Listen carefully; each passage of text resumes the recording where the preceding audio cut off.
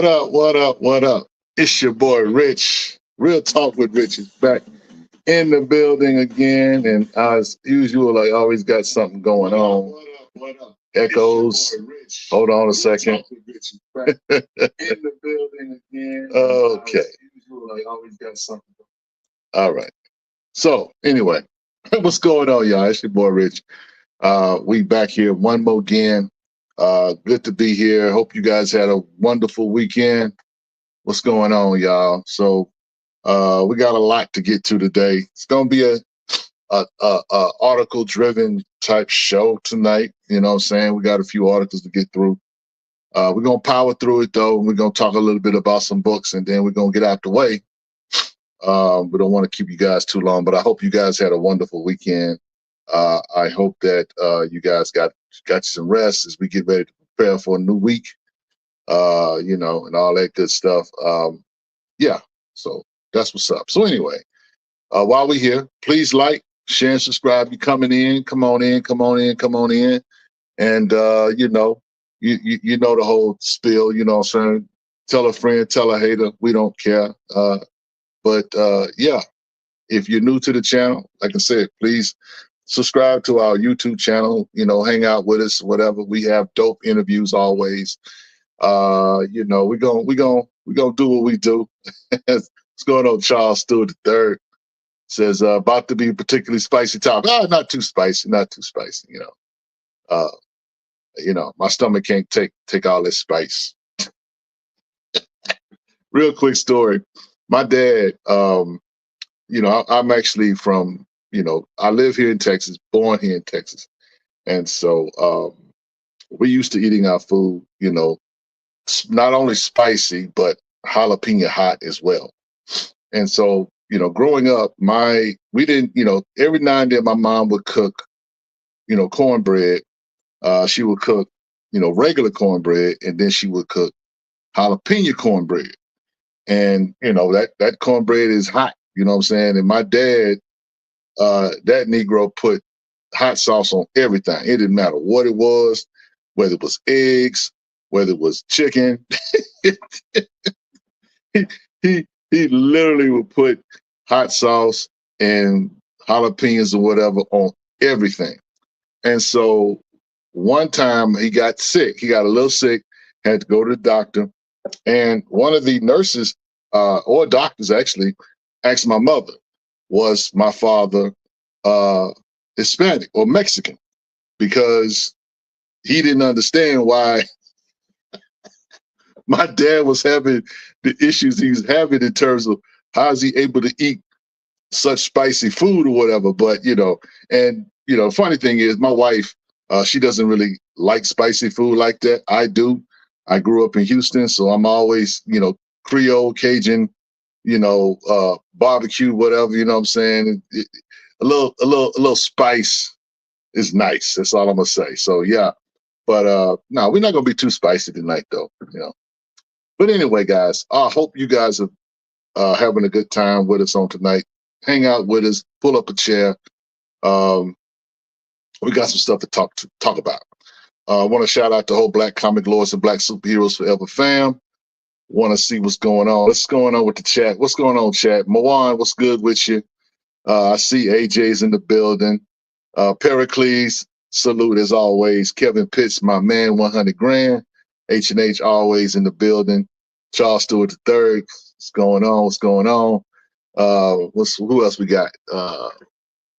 Meyer HQ. Yep. What up? What up? What up?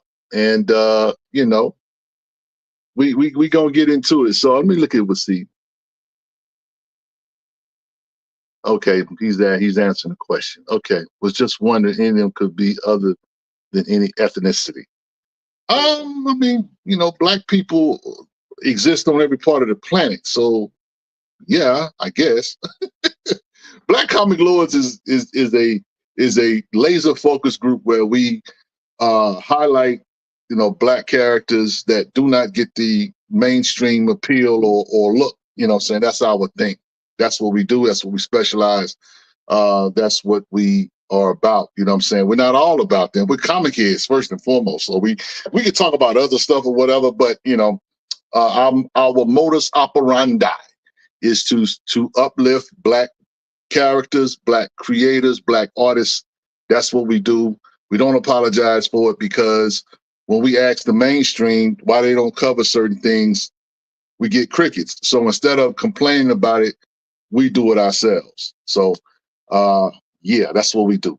So anyway, hang out with us, you know, and you might learn something, one or two, or you might teach you something. Black Comic Lords is not an exclusive group in regards to learning. We're here to speak on, educate on all of those things, and we don't mind being taught. You know what I'm saying? When you can teach it. So that's how that goes.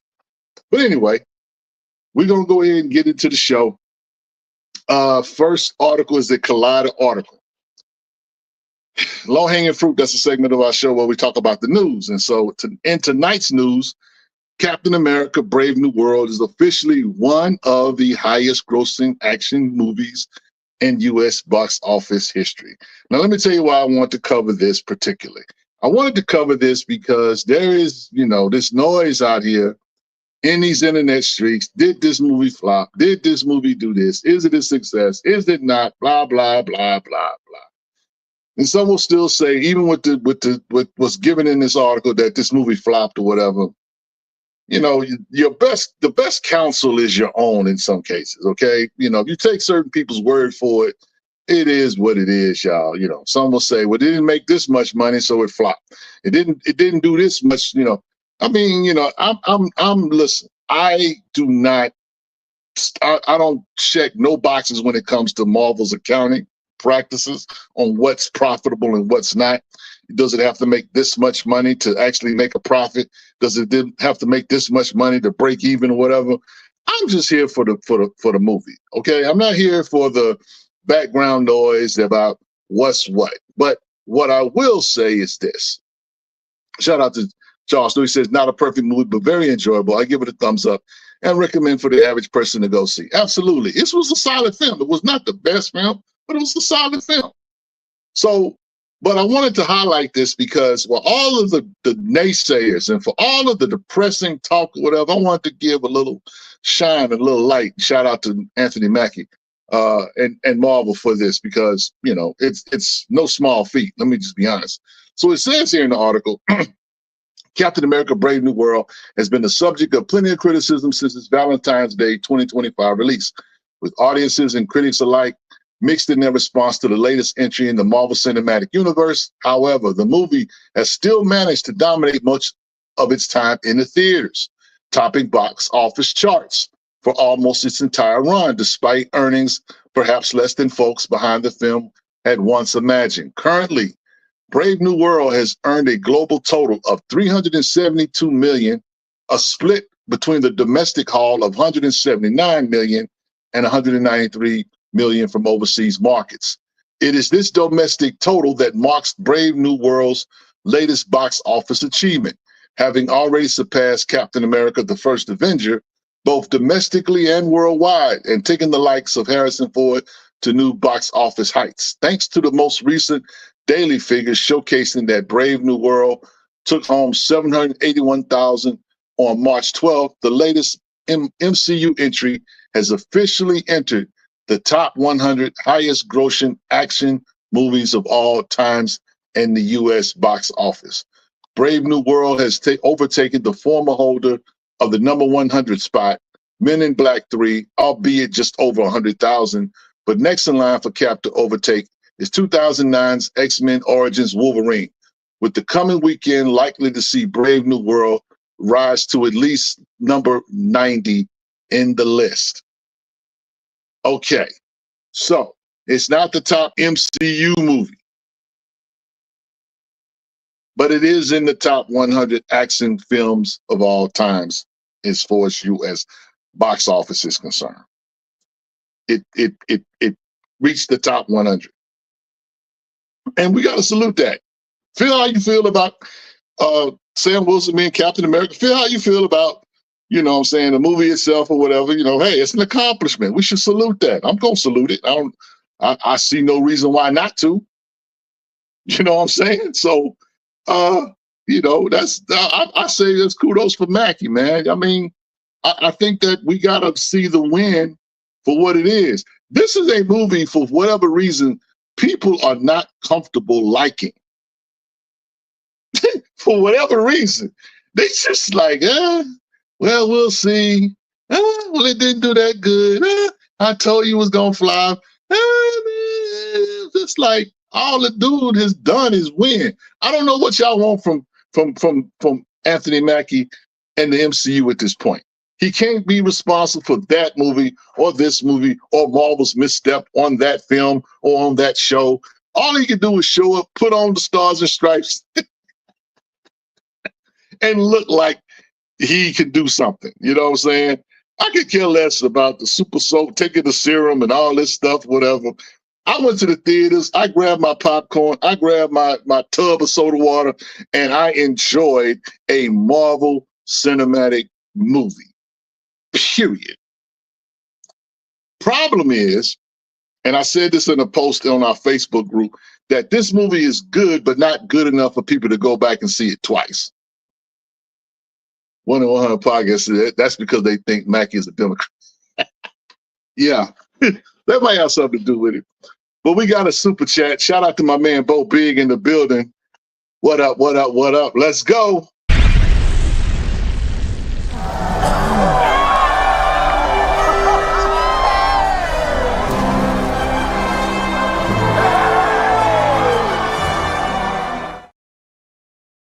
Now, Race 7 says it got into that spot due to rising ticket costs.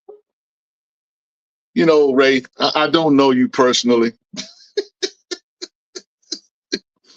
but you need to pass me some of that haterade. Pass me some of that haterade you drinking, bro.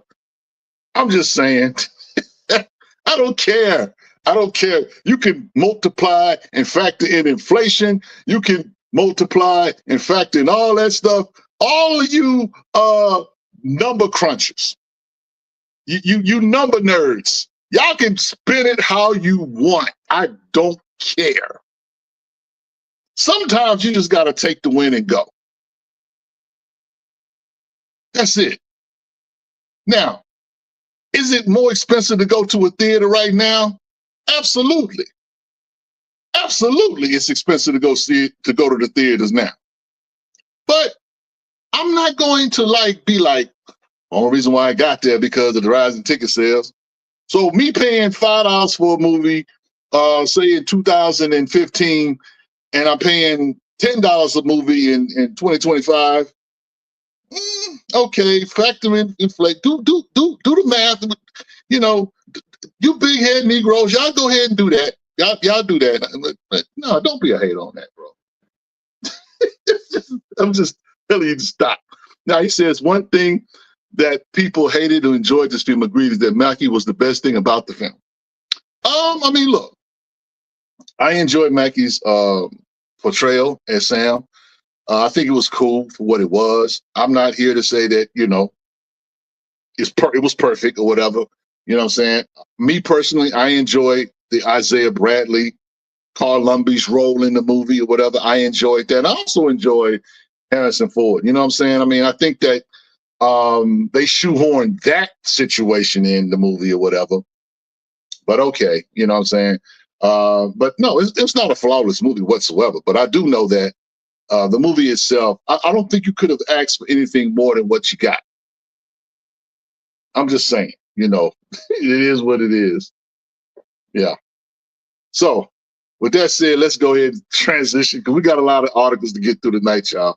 Next article is a CBR article talking about Jonathan Hickman. All right. Now, Jonathan Hickman, y'all like Jonathan Hickman because he be writing a lot, y'all. But Marvel is putting together a new cosmic saga called Imperial. And, you know, I had to talk about this because you'll see in a minute. Influential comic writer Jonathan Hickman's newest Marvel saga will reshape the universe cosmic order. The new project, titled Imperial, hit stores in June. Hickman teams up with artist Federico Vincentini and Iman Coelho to shatter and redesign the Marvel Cosmos. All right, with Imperial, which will be a 4-part series that the publisher teases will be the foundation for more titles to come. Hickman is known for his runs on Marvel's Fantastic Four, Avengers, and the New Avengers, as well as spearheading the Dawn of X storyline that changed the X-Men from 2019 to 2021. More recently, he relaunched the Ultimate Universe for Marvel, kicking things up with a 4-issue miniseries entitled Ultimate Invasion. Marvel unveiled cover for the first issue, as well as new character designs for the Imperial Hulks and Imperial Star-Lord. Imperial is set to bring groundbreaking developments for the Hulks, Black Panthers, Novas, Guardians, and Cosmic Kings and Queens, interconnected space set stories that are teased to follow, making Imperial a must-read for Marvel fans this summer. It goes on sale June the 4th. In other words, the price of the brick is going up. Yes, there will be a new summer bunch of books for you out there to go and grab. I had to talk about this because there is going to be an Imperial's Black Panther book. Now, it says Black Panthers, okay, as in plural. I don't know if that was a typo, but it says in the article itself, Black Panthers, which means that, you know, all of you hardcore Black Panther fans got some more stuff to talk about how they doing, how they doing the King of Wakanda. But this is a cosmic space story, so this may be a return of the Intergalactic Republic of Wakanda. I'm not sure, but this is a cosmic story set in space. So yeah, coming this summer, y'all, some more Black Panther goodness. So y'all stay tuned for that. So yeah. I just wanted to highlight that. So that's the summer event it's coming out starting in June. So pre-order your books. You know, I think that, you know, and here's the thing, Jonathan Hickman is a dope writer. Don't get it twisted. Jonathan Hickman is that dude, right? So because he's that dude, and he likes writing Black Panther. He really does. Anybody that's a Black Panther fan know his stuff from the Avengers runs. You know, some people say it should be called Black Panther and His Little Friends. But either way, you know what I'm saying? Yeah, it's going to be some more Black Panther coming out, y'all. He said, I just want Wakanda to stay on Earth, please. Well, Charles, I mean, it is what it is. Frustrated says it won't be good unless they use Blue Marvel. Now, is Blue Marvel going to show up in this? Look, you guys are not going to listen.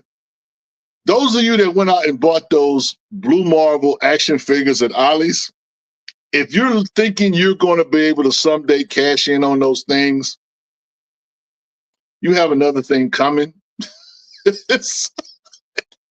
just sit it on your mantle, on your shelf, or wherever you have your action figures, looking nice and pristine, because I promise you, there's no telling when that character is going to show up in live action animation. We can't even get an animated version of Blue Marvel, let alone in a comic book.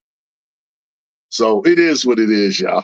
But yeah, I feel you, Charles Stewart. You know, I know y'all want Wakanda to stay on Earth, but you know, that's not going to happen. So yeah, the H&A says my Blue Marvel actions figure speculation play is picking up dust on the mantle. Yeah. Y'all work that out. Y'all work that. So anyway, next article, we're going to transition to Screen Rant. Now this is going to be real quick, okay? So Screen Rant did a article, right, highlighting the 20 best superheroes not owned by Marvel and DC.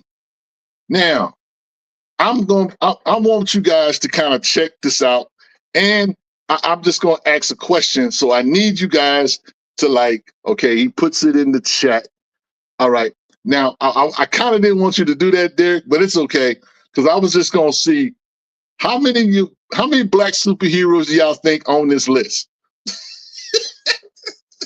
But since he put it in the chat, y'all might just go ahead and link there, go there and see. But it's a couple. It's a few. It's a few. It's a few. But yeah, it is a couple of superheroes. Now, it says here in the article, while Marvel and DC own some of the most famous superheroes around, they're not the only game in town, right? Since the debut of Superman in 1939, various creators and companies have tried to chase that huge success, and hundreds of superheroes have followed in the decades since. Marvel and DC may own the most recognizable, iconic superheroes to the general public, but few others have managed to break through to more mainstream success. Characters such as Hellboy, Invincible, and the cast of The Boys have broken out of a comic book page to find great success with the greater public. So, again, we know that I always say Marvel and DC are not the only game in town. Charles Stewart puts out 4. Okay. So almost 4. It's only not 4, it's only 3. So let me go ahead and give you the list. And Derek, you can kind of roll it if you want, this list, because we're right there at number 20. What good is a list if we always at the back of the bus, and this is no different. Number 20, not 20. That's not 20. No, it's not Ghost. It's number 19 actually. Jack in the Box. Now let me stop it right there.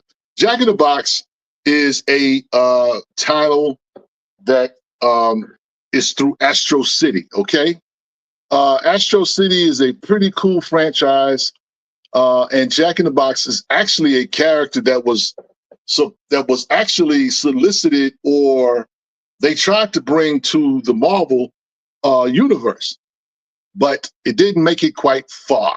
So Astro City, if you've ever read those comics, you've seen this character. He's a black character. He's also not only a black character, but he's a generational legacy character. There have been 3 Jack in the Boxes, okay? Just to give you an understanding, inspired by acrobatics heroes of Steve Ditko, Jack in the Box is actually toy inventor Zachary Johnson, who takes over from his father, the original Jack in the Box, using his own inventions like the spring-loaded catapults in his gloves and boots, tangling confetti streamers, and electric clown noses. Johnson keeps the denizens of Astro City safe on the street level. The second Jack in the Box ultimately decides to retire from the superhero life once his wife announces that she's pregnant, after which he passes the mantle, to his protege, Roscoe James. So that's one character. If you're looking for Jack in the Box, go to the Astro City, go find Astro City, Google Astro City, and put in Jack in the Box, and you will find he's in a lot of books. He's in a lot of books. His first appearance is Astro City issue number 3, I want to say. And these books are in dollar. They're in dollar bins. You can find these books in the wild. So, but yeah, Jack in the Box is number 19 on this list. Now, you can scroll down, Derek, to number 16, which is the most popular black superhero these days, and that is Spawn. All right? We don't even really need to discuss Spawn other than it is the highest, the Spawn is up to like 368, somewhere in that neighborhood. They says, if Roscoe James is not the blackest name in comics, what is? Roscoe. Yeah, man, I love that. That's a dope name. Roscoe. Hey, that's a black name. Yeah. So Spawn, we know, is with every issue is breaking records. It's the longest running title right now. It's up to like 368, closing in on 400 easy. So shout out to Todd McFarlane, who created Spawn character, aka Al Simmons, which is of course, some now being a superhero, that's debatable or whatever. But because I look at Spawn as a horror comic, but he gets that distinction sometimes as being heroic. So yeah, so we got that one. And number 16, and you can just keep scrolling there because all you're gonna see is white faces for a while. I would say the Crow, Rocketeer, the Spirit. You keep going. Invincible. Everybody likes Invincible though. The Savage Dragon at number 8. You know what I'm saying? Madman. Hellboy, of course. Yeah. Optimus Prime. So you don't even have to be human. You could be an Autobot. Tommy Oliver. Just keep going. Michelangelo. I do like this one, Michelangelo, The Last Ronin. Don't sleep on The Last Ronin. Last Ronin stuff is dope. So yeah, we got that one. And all the way, Space Ghost is number 2. Now this was kind of surprising. I like Space Ghost. I'm not up on the comic book. I watched Space Ghost as a kid on TV. But I got to get into the comic book because for it to be ranked this high is kind of weird to me, but okay. Some people say it's a pretty good comic book. First reaction is Michonne on the list. No, she's not on the list. Number 1, this is a surprise. Moon Man. That's right, ladies and gentlemen. Moon Man. Kid Cudi's Moon Man. Emo, weird rapper, bizarre dude. Screen Rant says this is the number 1 superhero that is not owned by Marvel and DC. Now, I am reading the Moon Man book. Shout out to Kid Cudi. Issue 6 just came out. It's a little trippy, you know what I'm saying? But it is a pretty good story. I don't know if I would have put it this high on this list, but it is a good book, But yeah, Moon Man, man. So yeah, that's the list for these. So for 3 black characters to be on this list, you know what I'm saying, out of 20, can't be mad at that, you know what I'm saying? Because we're talking about outside of Marvel and DC. A lot of people are just devoted to Marvel and DC, so you won't see, a lot of, different IPs at play. But, if you're a comic head, you just want to read dope comics. They said number 1 is wild. It is. But that's what that is. So y'all, number 1 says don't sleep on the Rocketeer. I'm going to start picking up on that. Yeah. These are white characters that make this list. Well, of course, I understand Herschel. BCL need their own list. I mean, but again, what I'm saying, this is the independent. The independent stuff is out there. Now, here's the thing about the independent stuff. I'm gonna be a troll, right? Because y'all could tell me right now all the books that you think or the characters you think outside of Marvel and DC that should be on this list, and that might be I know y'all gonna say Black Sands, even though y'all don't know one character in Black Sands. It don't matter what's being talked about, what's being mentioned. Somebody always says Black Sands. Somebody might mention Acolyte. Somebody might mention the antagonist, even though they technically are not heroes, they villains. But that would be a dope list. Herschel, get on that. See what you can do with that, my brother. What else we got? What we talk about right here? He says, "Wow, I like Moon Man, but number 1." Okay, yeah, Kevin, yeah, that man. That's what the list said. You know what I'm saying? Houston, so I like Moon Man. But there's so many others that should be the top slot. Yeah, possibly. You know what I'm saying?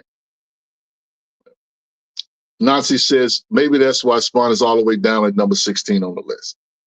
Well, again, Spawn is I don't, even though people consider Image an independent book, it's really a major publisher at this point. We always say the big 2, but it really should probably be the big 3 at this point, at this juncture. But it still has that independent flair to it, and what Todd McFarlane has been doing with the Spawn universe is pretty cool. So yeah, Robert Monroe Jr., Moon Man, number 1. And yeah, I'm gonna have to go back and get a late pass and go check out the Space Ghost stuff because I have not read. I have Space Ghost comics, but Nate, not the latest version or volume of Space Ghost. I've got Space Ghost books, comic books from back in the day. But my first exposure to Space Ghost was the TV show, the cartoon. But I do have Space Ghost comics. When the Space Ghost book came out, I don't know what was going on. I was collecting some other stuff. Matter of fact, it might have been all that during the time of that blood hunt, that blood hunt nuts, that onslaught of those comics that were coming out, which is why I probably didn't collect it. But yeah, you know what I'm saying? But I'm gonna get a late pass and go probably maybe grab a trade, maybe number one. So yeah. Ray says Jack in the Box is a really cool character that deserves to be on the list. Yeah, I thought that was a dope nod. You know what I'm saying? Jack in the Box is a cool character. Some good dope stories too with Jack in the Box in it. So yeah. Ray says my first exposure to Space Ghost was also the original comic. Yep. I have those comics. So Seth and Arthur. I know Black Sands is I have some Black Sands comics. So you know what I'm saying, I can't hate on. Shout out to the good people over at Black Sands. So but that's just like the running joke in our neighborhood, where you know what I'm saying, when somebody bring up, like when they ask, well, who could play this character, we always say Michael Jai White. And now it's, let's see, Michael Jai White still kind of has that mantle. But I do think that Damson Idris is probably coming for his spot. Everybody mentions him when it comes to recasting T'Challa, that kind of who they would like to see. But yeah, that's hilarious. But anyway, that's the top 20. He says, are the antagonists villains or anti-heroes? No, they're villains. Manifesto, they're villains. They are written in such a way where you can have sympathy for them for what they do or whatever. But no, they're villains. They're villains. The Evolves are cool, you know. But no, they're villains. Now, a good villain, or should I say, a good story arc for a villain is where you can sympathize, or you can empathize, or you can identify with the character. And that's what makes antagonists so dope. Shout out to Godhood's comics. You know what I'm saying? I just like the fact that they saw a vacuum, or not a vacuum. They saw an opportunity to create a superhero, black villain family, or whatever you want to call it. Either way, they flipped it on his head. You know what I'm saying? It's like, okay, they could be heroes if you just look at what they represent. Because you see the family, you see black love or whatever, but Destructors and Ultima, they did damage back in the day. Okay? Yeah. So hashtag recast Black Goliath, recast War Machine. This guy here. Anyway, shout out to Herschel. Let's move a lot along. We're gonna hit a couple of comic book movie articles. The first article, matter of fact, shout out to Jonathan Majors. Okay, Jonathan Majors is back in the news again, y'all, and it's for a good. It's for a good thing. Loki star Jonathan Majors opens up on being fired by Marvel and reveals he is eyeing a new superhero movie. In December of 2023, Loki and Ant-Man and the Wasp Quantumanium star Jonathan Majors was found guilty of one count of reckless assault in the third degree and a charge of harassment as a violation, prompting Marvel Studios to cut ties with him. That came after an altercation with his then girlfriend, Grace Jabari. Though Majors has long maintained his innocence, he has since completed a 52-week domestic violence intervention program and is now looking to mount a comeback. Talking to the Hollywood Reporter, the Kang the Conqueror actor reflected on a member of his legal team breaking news to him that this time at the MCU, or his time at the MCU, I'm sorry, had ended moments after he walked out of the criminal courthouse in Lower Manhattan. He goes, I'm just going to tell you now. That way you're not surprised and you can start processing. They fired you. Marvel fired you. And there were days he said, is this real? It's a heartbreak like I've never experienced, and it just compounded and compounded. Since being found guilty in court, Majors has attended therapy and reconnected with his pastor. Now the actor has decided to break his silence on childhood traumas And he started to unpack as a result of those interactions. And it's interesting what he says in the article. I'm not going to go into that because that'll take us down a rabbit hole that I'm not interested in discussing it at this juncture. Okay. Suffice to say that he went through a process, right? And he's back on the come up. And so in coming up, right, he is he's actually considering some superhero roles. He's in that phase now. I'm not sure if they're from, DC Studios or I don't think it's Marvel at all, but he has scripts that he's looking at for a superhero film. So we may see Jonathan Majors on screen as a superhero in some fashion or playing another villain. We don't know. But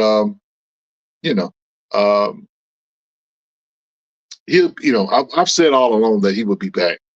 And so it looks like, everything is kind of starting to turn for him. So shout out to Jonathan Majors doing his thing, you know what I'm saying, and getting back to it, you know what I mean? Do the work, you know what I'm saying, whether it's therapy, do the work, whether it's, completing programs, do what you got to do to get back to the bag, man. That's what it's about. Kid Clout Kicker says, I never was a Kang fan. I always thought he was a weak villain. How can you have a 1,000-year technical, logical advantage and still lose? Major's acting was awesome, though. Well, again, I think writing has a part to do with that. Writing, I don't think, the writing on Ant-Man Quantumanium it didn't do him no favors. I'll say it like that. So, yeah. Yeah. So, anyway, that Jonathan Majors is 0. Man, I don't know what's going on. Y'all somebody holler at 50 and say what's going on with that. 50 Cent and Christopher Priest proposed to be trying to bring Zero to the big screen. We heard that news and people went out and bought the Zero comic book like it was, the next big thing to pop, and that went really nowhere. So it says all credit Scott King fault. You know what? Stop. Let's go to the next article. Talking about Anthony Mackie. Okay. Now, shout out to my man Herschel. Herschel did a morning show a couple of days ago, and talking about the Pivot podcast interview with Anthony Mackie, right? And so in that particular podcast, he talked about a lot of stuff. And one of the things he talked about or I should say he alluded to, was the fact that, quote unquote, they killed masculinity. We never know who kills masculinity. But it's always they. It's always their fault. They did this, they did that, you know what I'm saying? But, according to Anthony Mackie, they killed masculinity. Captain America, Brave New World's Anthony Mackie comments on Raising Boys. He says Anthony Mackie, star of Captain America, Brave New World and the Marvel Cinematic Universe's one and only Captain America, currently has spoken with the Pivot on the struggles of parenting, especially the struggles of parenting when you are a movie star. He spoke on his methods, right, in keeping his children humble, and even when their father's obviously quite wealthy. I keep my boys humble, he says. I like my boys. My boys never had a pair of Jordans. My boys don't do all that internet fly-ish. I could be the biggest star in the world. Don't let me catch you being stupid. My oldest gets it. My 15-year-old, he tells the other ones, he's like, yo, don't make dad mad. Once you get one that's right, he's going to straighten out the other ones.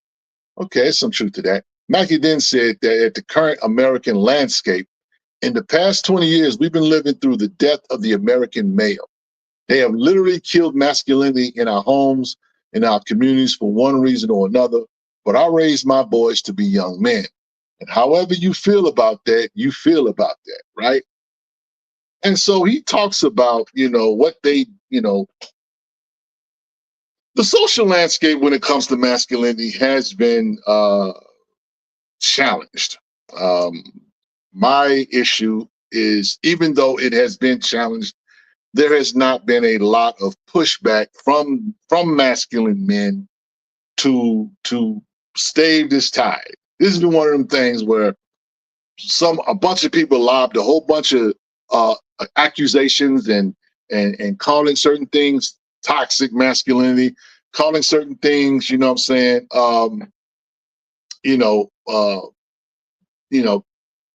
patriarchy and all this other stuff, especially when it comes to black men. You know what I'm saying? I hate when we get lumped in the conversation of patriarchy because black men don't run nothing. We don't. We run our lives. That's it. We control that, but we don't control no aspect of commerce, wealth, influence in this country at all. The only thing you see something like that in place is maybe in churches, and that has changed in a lot of spaces. So it's one of those things where, you know, you have created an environment where people are questioning what is masculinity, that kind of thing. I wrote a blog about this about a year or two ago.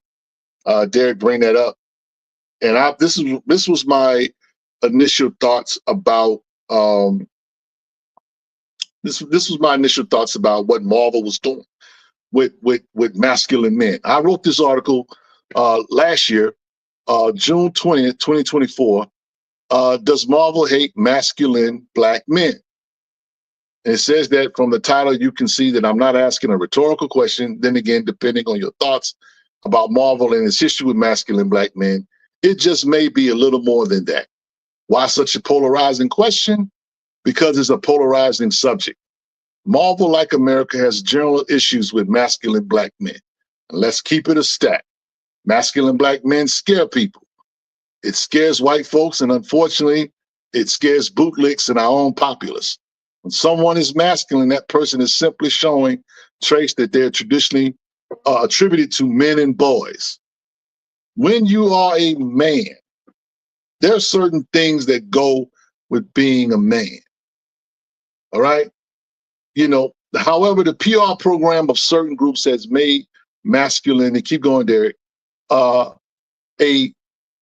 toxic, I'm sorry, let me go back to when someone is masculine, that person is simply showing traits that they're traditionally attributed to men and boys. However, the PR program of certain groups has made masculinity a toxic trait. Words like toxic masculinity get thrown around like a balloon at a sporting event. So there's been this effort to feminize black men and to make them soft. Let's keep it real. Black men traditionally have been considered by the society as threatening. Our size, the color of our skin, the mannerisms, the traditional free black men have always been a problem for white society. Is it possible that for the same society to approach entertainment and fandom in a similar way? You know what I'm saying? I mean, it's a good, just questions I'm asking. It's just questions I'm asking. Marvel made the 2022 movie Wakanda Forever under the direction of director Ryan Coogler as a tribute to the passing of Chadwick Boseman. Millions of Black Panther fans trauma bonded for nearly 3 hours. They were made to witness King T'Challa's funeral, followed by a troubling funeral of Queen Ramonda later on. My brothers Paul and Otis and I, as well as others, have discussed the truth about the Black Panther on screen. The Black Panther in the movies is different than the Black Panther in the comics. It is not even close. So while we salute and honor Chadwick Boseman for his noble efforts in embodying the character, the Black Panther fans of the comics know that King T'Challa in the comic books is way more aggressive, and his skills as a tactician are unmatched. And there was a lot of deference to Shuri from the beginning. All right, you could drop it, Derek. I just wanted to bring that up because, again, when we talk about masculinity, what has passed for masculinity, this, that, and other, basically deferring to the other gender, you know what I'm saying? Whether we talk about, because people use the phrase MCU for a reason. Why is it that black men don't have a black male character? Because right or wrong, fair or unfair, we're not identifying with Sam Wilson. We're just not. We're just not. Little kids are not trying to. Now, y'all might see some little kids dress up in as Captain America for Halloween this year. I don't know if that's gonna happen though. I'll be honest. But when it came to T'Challa, one of the marks of T'Challa was his manhood, his masculinity, who he was, and who he's supposed to be. Okay. Professor film fans, I know Disney is. Disney has never made a film where a black man is a strong character since BP 2018. Yeah. Yeah. Now, Herschel says, Mackie owns several gay bars from NYC to New Orleans. We want to know Mackie's definition of masculinity. Now, allegedly, I don't know. We're going to put allegedly on that. And the reason why I'm saying allegedly, because I'm not 100% sure. I'm not going to go by something I saw. He's maybe made commentary or whatever. I didn't see the whole Pivot podcast, so I don't know if they asked him about that or whatever. But I'm going to put allegedly on that, Herschel, because even though that may well be quote unquote the truth, for real talk with Rich tonight, that's allegedly. I don't know the facts. And as far as his thoughts about what masculine, he doesn't really go into. The article doesn't really go into what his view of masculinity is. He talks about being able to be the man of the house and protect your family. Taking his sons and telling us like, if he's gone on a trip, he empowers them. You're the man of the house. Make sure everything is locked up. Make sure you text me when you go to bed at night and when you wake up in the morning. That's cool and all that, but you know what I'm saying? Masculinity oftentimes gets confused for certain things. You know what I'm saying? Because a woman can lock the door in her house and do this very same thing. You know what I'm saying? Now, he does make a point of if somebody's coming through the window and you got to confront, that's a little different. That's a different issue. And that's the thing about being a man is that we always live with the reality that if something or if any violence or if any confrontation comes to us, and as men, we are equipped to meet it. That's a part of masculinity that people don't talk about. Like, we handle one another in such a way out of respect, because we understand that if I have an argument with someone, there could be a chance that I might not walk away from that argument. These are things that part of being a man kind of goes with. So, but no, he's not going to, he doesn't really go into what that is. Now, Herschel says, no, it's all over Google. He owns them. Okay, well, if he does, he does. I mean, I'm not comfortable just saying that, because to me, it says, okay, well, if you own a gay bar, you really can't say I question what you view as masculine if you own a gay bar. I don't know. That's to me, that's problematic. We got to be careful when it comes to things like that, because, A plus B doesn't always equal C. We're looking at some of this stuff. And if he does, good for him or whatever. But he doesn't really define what masculinity is. He just says that they have taken masculinity out of the American homes. So I think it's subjective on how we view it and how we see it. And again, I'm not a Mackie apologist. Really not. You know what I'm saying? Has everything Anthony Mackie said been peaches and cream for me? No. Anthony Mackie has said some crazy stuff that I don't co-sign or that I don't like at all. But me covering him in this article is definitely not a thumbs up for Mackie. It really isn't. I just wanted to talk about it because I thought it was interesting that he would make that commentary in the midst of him, promoting Captain America: Brave New World. Kit Kat says, Priest asked producer Nate Moore how they were going to handle T'Challa more unsavory side. He has an edge to his personality. Moore laughed and said it wasn't an issue. They gentrified T'Challa / Luke. Yeah, they did. I mean, what I'm saying, and again, what I'm saying, we joke about it, talk about it. What I'm saying, that the T'Challa in the comic books is not the T'Challa that we've seen on screen. And of course, would Marvel do a uncut 100% comic accurate comic book. We're waiting for, I don't think they've ever done that, to be honest with you. Just to be honest with you, I just don't know if they've been done, if they've ever done that. A comic book accurate. They've done some stuff that we can say as a nod to comics, but accurate, I don't know. But with that, Tron World's giving us a super chat. What's going on, bro? Appreciate you. Let's go, Derek. Show me the money. Yeah! Louder! Show me the money. I need to feel you, Jerry. Show me the money. Jerry, you better yell. Show me the money. I love black people.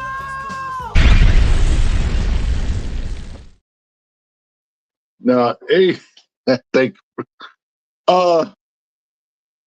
IG 132 says he needs to address that Black Mirror episode. Yeah, I saw that episode. All I'm gonna say is, yeah, that was a problem. That was a problem. That Black Mirror as a franchise, as an IP, is a problem. The stuff that they cover in that show, while that can be entertaining, some of that stuff is very disturbing. Charles Stewart says that Black Mirror, it was wild. You know, he said going to watch it next. Tragic. You know what? Stop. Q, don't do that to yourself. I want it on record right now that I am not recommending that you do that, Q's too. Now, if you choose to do that, go ahead. But you will not say that Rich recommended that I do this. No, Rich is recommending that you don't.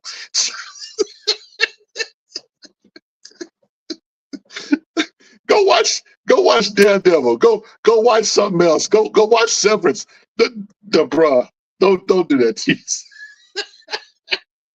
Don't do that to yourself. Don't do that to yourself. No.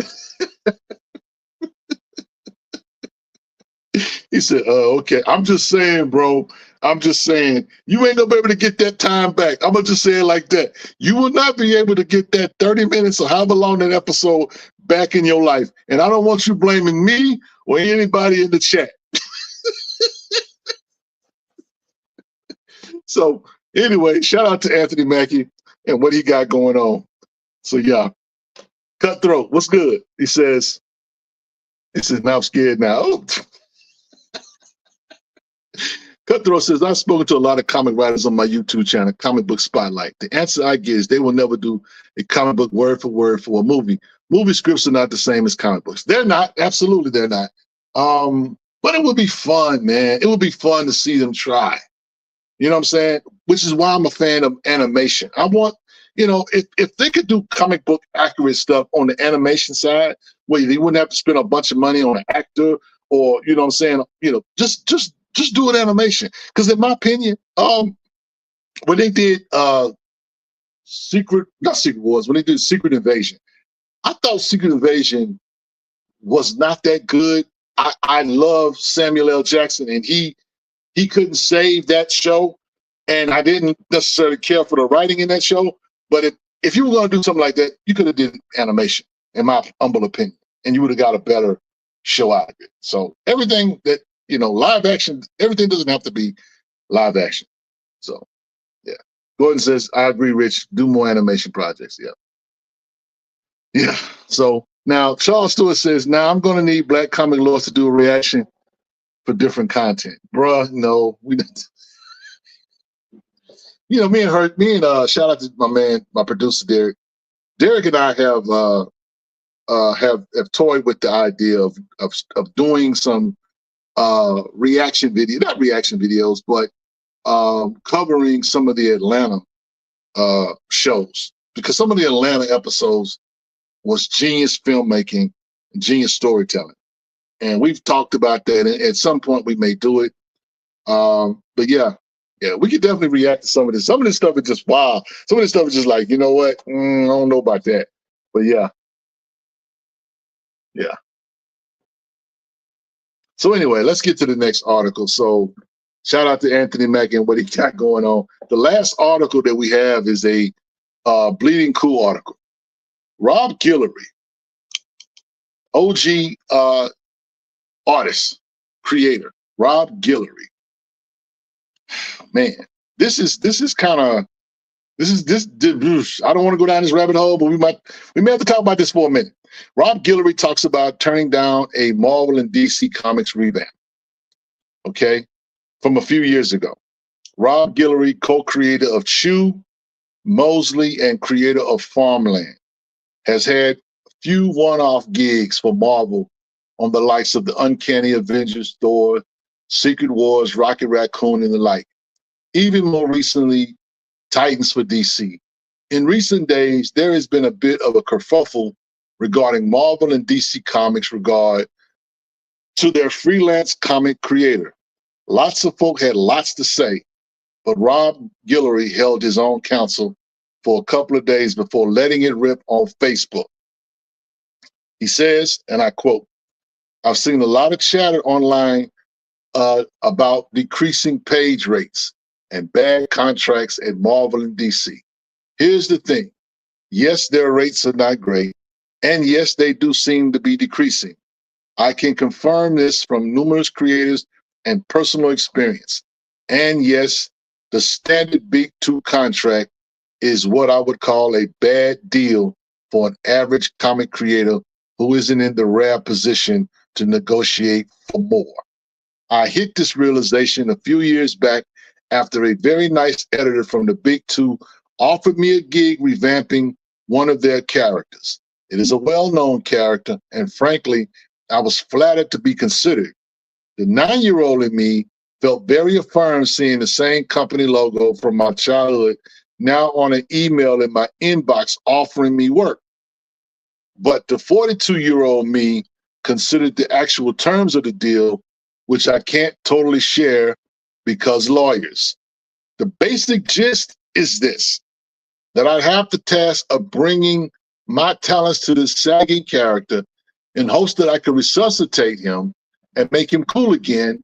In exchange, I'd get mere page rate and maybe some residuals if it sold well. And meanwhile, the company would own my work and could make it into $1 billion franchise if they played their cards right. Of course, the company would have no obligation to actually pay me anything more for the adaptation. But I was lucky. Maybe I get a special thanks credit at the end of the movie. Lucky me. In the end, the 42-year-old me decided it was a bad deal and made absolutely no sense, especially after years of creator-owned work had taught me that the real money was actually owning the thing I was making. So I politely passed and continued making stuff that I own and control. So yeah, I think the Big Two deal is a bad deal. Doesn't mean that people at these companies are bad people. It just means that I think creators gave away more than they get in return in these contracts. So what can creators do about that? Easy, stop taking the deal.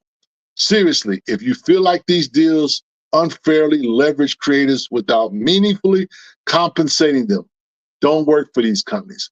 Go and find or create better outlet for your art. It's that simple. Ladies and gentlemen, that was Rob Guillory telling it like it T.I. is. There was a creator, Dustin Nguyen, I think is his name, who kicked up some dust about Marvel in particular and their paying and the stuff that they got going on. He said, Charles Stewart say spicy top. So let's talk about this for a hot second. Here we are.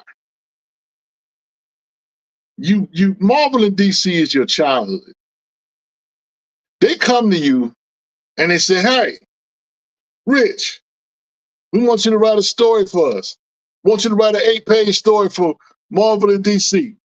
Now, the ego in me, the 9-year-old ego in me, I don't even care. I just put my name on the cover. You know, put the superhero, whoever character it is, and my last name at the top. Right. My last name, right. That's and me holding it up and like, see, that's my name. That's my name. I helped write. I wrote this comic book. That's what I want. Now, however, I write an 8-page story. I create a new character. I get paid kibbles and bits for it. I get paid pennies for it. But I'm stoked because this is Marvel.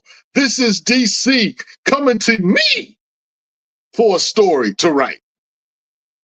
All right? Now, I'm like, okay, do I take this deal in hopes that I could perhaps write something else later on? Or let's say I create a character and that character shows up in a movie someday. And I go to the theater and I see the character that I created on the screen. And I have to wait till after the end credit scene goes. I have to wait till the second end credit scene.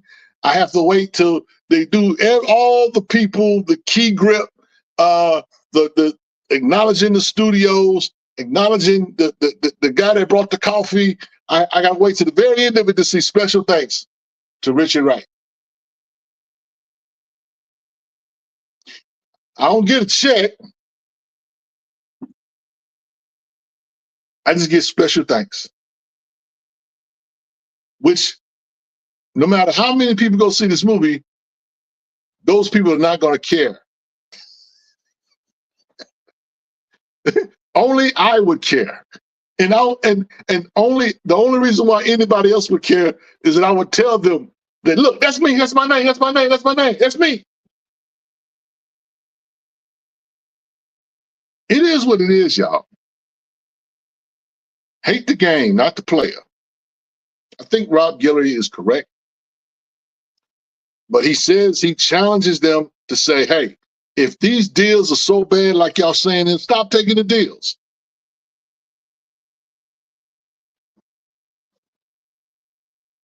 Stop taking the deals.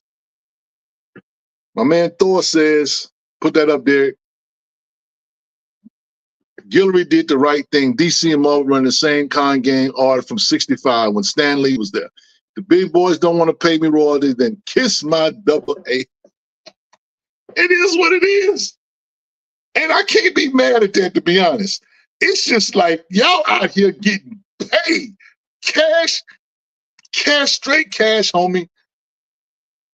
And what's funny to me is that people are upset at Marvel and DC because they don't like the talent or the level of storytelling that's being told right now. It's not the best. There are channels literally dedicated to talking down on what Marvel and DC got going on in terms of their stories. It is what it is.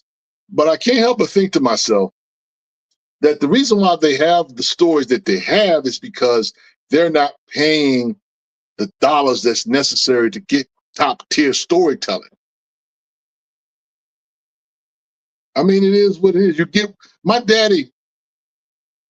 One of the lessons my daddy taught me as a man is that you get what you pay for. So if I am being cheap, whatever I buy and it's cheap, then when it yields cheap results, I can't be mad because that's what I paid for.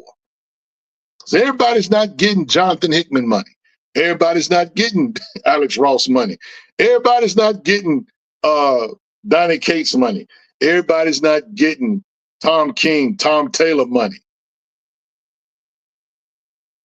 But as you've seen, I think it was Rob Liefeld recently that was upset that he didn't really get anything. I don't think he got any residuals or anything from the Deadpool franchise. Frustrated said this image was created because this very thing Rob Liefeld created a bunch of popular characters and he gets no money. Deadpool is an example of that. Absolutely. And Deadpool, they have made a gang, they have made a truckload full of money with that IP. It ain't even funny. It is almost criminal what Marvel has been doing with Deadpool. Rob Liefeld is supposed to have his own. At this point, all the bread they've made off Deadpool, Rob Liefeld should have literally his own IP distribution center, his own statue. I mean, like, dude created a monster of an IP, and he gets no bread for it.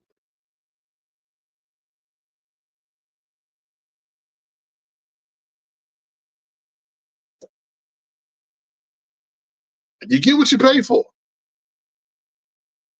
And so while it's important, because we talked to a creator one time, and I remember them saying that it's important to take the jobs at these big companies.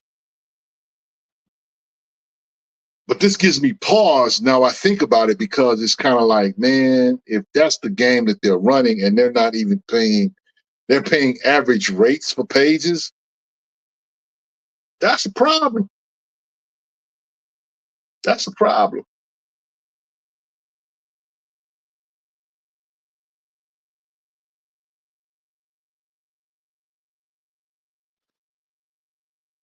Well, if Marvel and DC don't want to pay, then good luck with ChatGPT. Yeah.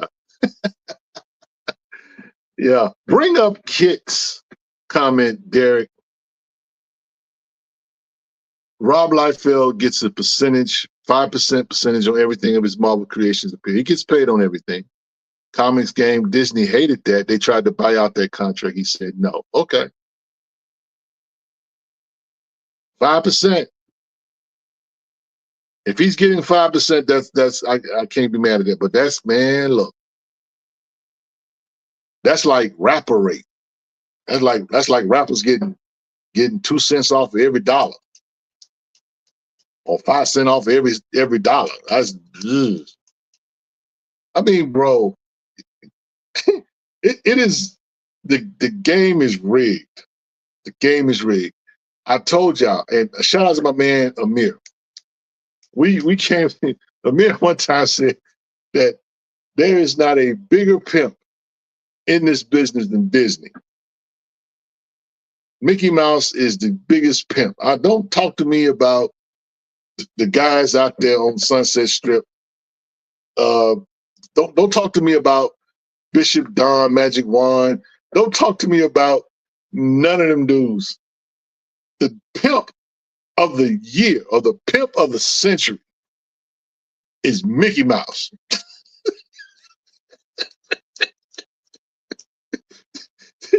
That is a pimp.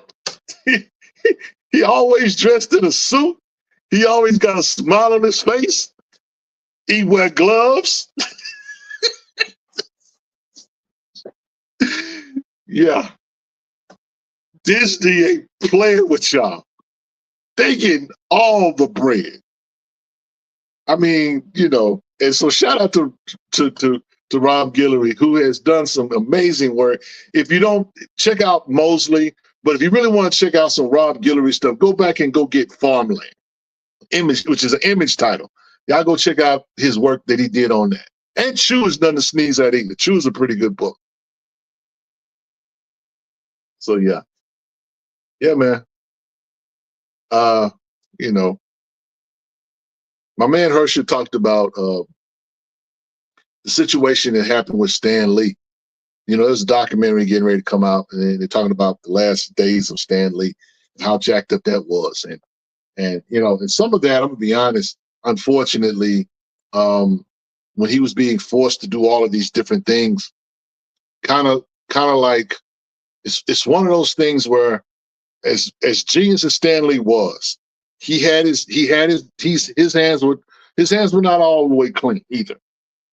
But as we talk about respect and reverencing this Godfather who created these characters, who helped create these characters, like Black Panther, right? To see him be pushed into this meat grinder. It was a running joke a few years ago how Stan Lee was signed DC books. He was signing everything. It was just, but that just goes to you how sick sometimes the exploitation of capitalism in these fandoms can be. So, you know, yeah. Now, Jamal09 says, you know why Hickman is getting the top dollars? It's not just because of his great writing. It's because he's competition when he's doing his creator-owned books. It cuts into the big two sales. Well, you know, I mean, Hickman, here's the thing about Hickman. When Hickman was not doing the independent stuff, because Hickman wrote a book a few years ago called Decorum. Decorum was a very heavy read. And see, one of the reasons why I love Jonathan Hickman, independent stuff, is Jonathan Hickman is a old school comic head, which means that when you read his books, you got to sit with that book. It's not no 2-3 minute read. He will make you think, or he will force you to like really think about what he's saying in his writing. He's a great writer. But at the same time, to your point, Jamal, it's like, okay, we need this dude, you know, to make some money. It's no different than, because right now, Jed MacKay is sitting in that seat at Marvel. Jed MacKay is the head writer at Marvel right now. Okay? And everything he's putting out or whatever, it seems like it's just blowing everything out the water. I want that dude to take a cue from Jonathan Hickman and get his own independent stuff going, and we can get some real fire stuff from him as well. You know what I'm saying? I mean, you got to have your own stuff. That's the only way you really make money in this business, unfortunately. Frustrates. That's why Randy Barnes can't get back to Philadelphia. You know, I mean, you know, I don't want to get on there. Shout out to Randy Barnes, and somebody tag Rodney and say and tell him, say, you know, Rich, your biggest Philadelphia fan in Black Comic Lords is putting out a plea. Dude, where's my Philadelphia? Where is my Nita Halls? Where is my Blackula? I need them books like yesterday, okay? I'm just saying, bro. You know, I love you. I love your writing. I dig all your stuff, but I need you to get back on these books, bro. I'm out here dying of thirst. Pause. I need my man to get back to work. That's all I'm saying. Styles Series says, I respect Hickman's making Disney Marvel pay for the Cold Crush, but I'm not paying the Disney Marvel tariff. Well, then there's that. Style So Serious. That's man, these books by summertime, these books might be $8-9. I hope not. I hope not. Michael Escovedo, he says, I think the new paradigm is to start independent to get published and then work mainstream to draw more attention to your own work. Yeah, I mean, you know, James Tynion IV, he kind of did that. That's the kind of way he went when he did his Something is Killing the Children, I believe. I think that's him. And what is the other book? Department of Truth. And so, you know, there were a few years ago, all of these guys, Rodney Barnes included, started to create a Substack, and they were doing things independently on their Substack and getting bread like that as well. Rodney Barnes' books, the Sheriff Gatlin, 20 Past Rigor, and the Elysium Garden books were not available initially in print because you had to get all of that on Substack. And so I don't know what has kind of happened with that. Substack is this own unique animal now where a lot of writers use it. I got friends who are pastors and whatnot that use them as well, that use Substack for writing. You know, but that's what some of them did. And, you know, they've been pretty successful at it. You know what I'm saying? But I need my books. Digital stuff is cool, but I like my comic books. Give me my floppies. That's what I want. So yeah, but anyway, look, we're gonna take a break. Before we do, maybe just Jamal. So that's the point. These artists can't get back to their stuff because Marvel and DC have them tied up. It's done on purpose to stop independent growth in the market. Well, look, you know what? We know that for sure. We got receipts on that. I don't want to talk about the. I'll just say this: we know of a situation right now where creators, artists are doing work for the big two, and that took them off of books. We know that for sure. That's facts. So shout out to Jamal for that. We can definitely testify to that fact. It's gully out here, y'all. It is gully out here. But yeah, we're gonna take a commercial break. We're gonna shout out to my man Herschel. He did a commercial for us, and Winston's Wham, and my man Otis the Black Lion, Otterberry. We put together a T-shirt, and we want you guys to pick it up, check it out. You know what I'm saying? If you think it's dope, you know what I'm saying? Just don't say it's dope. Reach into your pocket, spend a little bread, support the brand. And, you know, he's going to run some other commercials after that too. So get yourself something to drink, restroom break, stretch your legs, whatever. We'll be right back with Chat Talk. We're going to talk about what you guys want to talk about. Be back in a minute.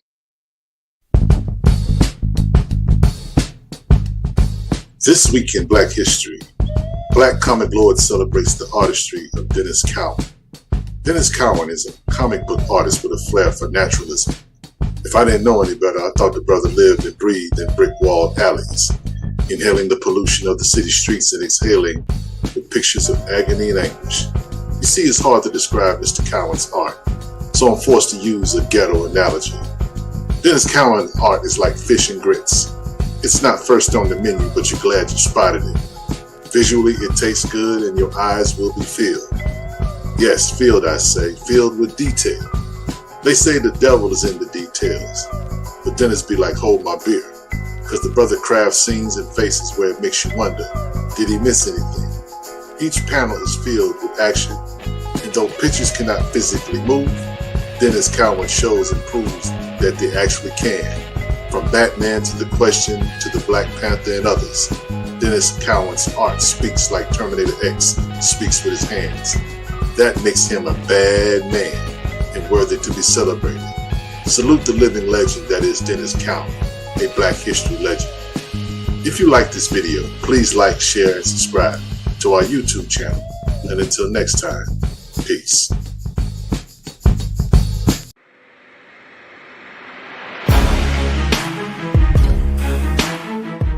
Here's our black real estate in comics. What do I mean? Let's check out Black Panther. He is gone from the MCU for reasons. And what is happening in the comics? We can complain all day about how our champion is being treated, but we don't own that character. Look at Milestone character, created by one of the greats, Dwayne McDuffie, my guy. But we don't really own or control any of his characters. DC does. So I'll ask again, where is our black real estate in comics? Meet Delta Dogs from Millennial Comics, created and controlled by us, where story sits in the forefront. Delta Dogs is more than just black characters being black for the sake of being black. This story is about 7 cousins that gets into an encounter with a mysterious glowing stranger that changes their lives forever. And with their unique abilities, this family may be the one thing that can save their hood that's being ruled over by a vicious super gang. With an ex-criminal as their leader and other superheroes that looks the other way when it comes to their environment, this will be an impossible mission to pull off. Grab these books in our hardcover Ultimate Edition bundle at millennialcomic.com so we can really have some skin in the game when it comes to the comic book industry. Keep doing y'all thing, Black Comic Lords. Peace.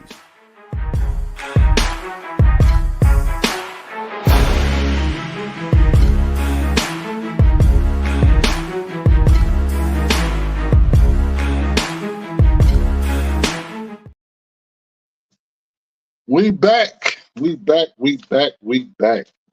So we are going to hit you guys off with Chat Talk. And basically this is the part of the subject where, or the show where we're just going to talk about whatever's on you guys' mind, whatever you got cracking. What books are you reading? What you think is dope? What you're disappointed in? What's been amazing? I'm gonna just share with you a couple of books that I think are pretty dope that you don't want to sleep on. Bronze Spaces issue number 2 just came out recently by Shobo and Shof. Great read. If you want to get into some Nigerian comic book creativity, pretty dope book, man. Boom Studios. Y'all check that out. But my man, 100 Grand Monkey Meat, issue number 1, Junie Ba. Now, Junie Ba is like Guinness beer, okay? Which means he's an acquired taste. But once you get a taste and you really be able to digest it, dude is amazing. His artwork is distinct, it's different. Now, here's the ill part about this comic book, all right? So it's 2 stories in here. The first story is nothing but illustrations, okay? And so you gotta like really look at this stuff and study it to kind of get an idea of what's going on in this first story. But the ill part about this book is that this comic book, is made out of newspaper. I don't even recall the last time I read a comic book with newspaper. A modern comic with written on newsprint. So yeah, this is kind of ill. This is like a throwback almost. The second story in this thing is amazing because Junie Ba kind of provides a commentary on IPs and the constant revamping, regurgitating, reintroducing, splitting, making the character 11 different variants and that kind of thing. It's a commentary on the comic book industry and it's basically stripping of these characters of their core of who they are. It's an amazing book. It's pretty deep, to be honest with you, but it's comical to where you can kind of like miss some things. But if you really just like study it, my man is going somewhere. So Monkey Meat is kind of if you like to think, now if you just like pictures with words, this might not be the book for you. But no, Junie Ba is the truth. He wrote a Robin the Boy Wonder for Black Label DC book last year that was incredible. It was like 5 or 6 issues. It was amazing. Yeah. So read that or whatever. But this here was probably one of my favorite reads of the week, just because I'm a nerd and I'm a fan. My Herculoids, issue number 1. That I finally got around to reading it, enjoyed it. Thought I wanted to, after I finished reading it, I wanted to go online and watch the cartoon, but I was busy doing other stuff. So when my Cutthroat says, I can't wait for Doug Wagner and Daniel Hilliard comic book coming out April 11th, I Was Fashion School Serial Killer. Check it out from Image Comics. That's what's up. All right, will do. And so, let's see, what else did I read this week that I thought was amazing? The Image has a title called Knights versus Samurai. This is issue number 6. Been a very good read. This particular issue is interesting in that, there's a point where these knights and samurais are fighting dragons, okay? But the dragons can talk, okay? Just imagine Drogon from Game of Thrones being able to talk to you before he's finna roast you. Yeah. So it took a turn in this issue or whatever, but yeah, the book is dope. Yeah, Knights versus Samurai. So that's dope. I enjoyed this Absolute Superman number 5. This has been a very, very good read, very, very good commentary on Superman as a character. This issue here was kind of a origin story, so to speak. They kind of went back to what happened with Krypton and that kind of thing. So yeah, that was a dope read. Justice League Unlimited #4. This is the Black History variant with Mr. Terrific. This was pretty cool. Mr. Terrific got this thing about him that, you know, on the cool, Mr. Terrific a little arrogant. He's a little arrogant. But in this particular story here, something is going on where the Green is being attacked. And so they got to like figure out how they can get in touch with the Green, because the Swamp Thing of this time or whatever, he's been kind of missing. And basically he went underground, literally. And so they had to go kind of find him or whatever, or find it.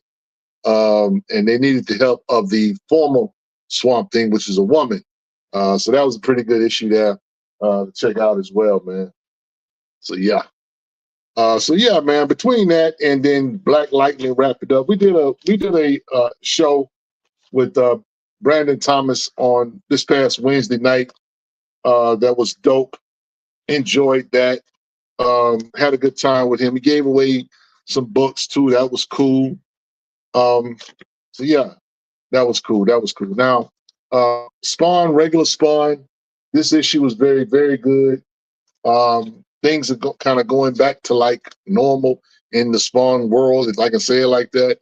All the beings at one point for like maybe 12, 15, 24 issues or whatever didn't have powers. Now everybody got powers. And so now it's back to business as usual. That means Al Simmons is cutting people's head off. He handling up on stuff and he being handled at the same time. So yeah. Now, my disappointment of the week, and it's not necessarily a disappointment, but I just thought that the book could have been better. And that was Power Man Timeless, issue #2. It was okay. It was just that, though. It was just okay. You can't have the power of the Hulk, right? And, you know, this dude running a fade on you. You gotta show up, bro. You gotta represent. But it was okay, you know what I'm saying? But I thought the issue could have been written a little bit better. So yeah. Manifest will say, I saw that Knights versus Samurai in my shop. Yeah.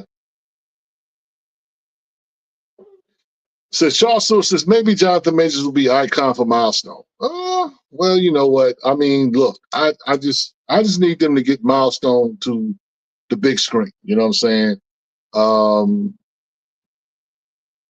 I think he would make I think he might. I'm gonna say it like that. He might make a good icon. My biggest thing with Milestone is them getting Static to the big screen. If you're gonna have Icon, that's great. We got an Icon action figure finally, whatever, that people love and seem to be cool with. But to me, if it's Milestone, if it's gonna make the big screen, Static has to be that character, if no one else. Now, Style So Serious, let's talk about that Spawn. What was that Spawn cameo though? Which one? You talking about the in the last issue? You talking about Mandarin Spawn? And who that Spawn wound up being? Yeah. I'm gonna go ahead and spoil it, Style, since because you've read it. So basically, with everybody having their powers back, the angels, the demons, the vampires, all of the things that go bump in the night, everybody's got their powers back.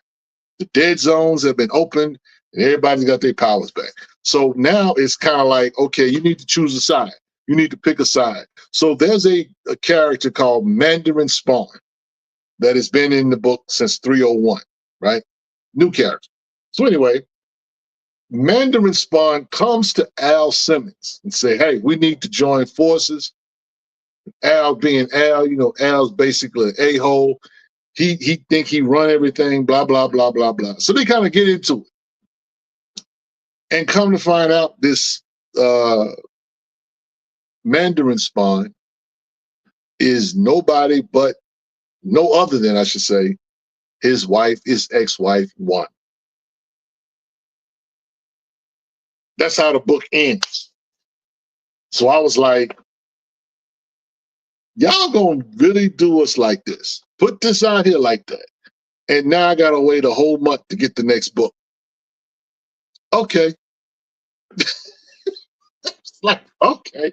I'm just like, really? Like, no. You can't end like that. And the sad part is, the Spawn books, they're very consistent. They're always on time, that kind of thing, whatever. And so I'm looking forward to reading Spawn 362 or 363. But it's like, come on, y'all. That was a big cliffhanger for that title there.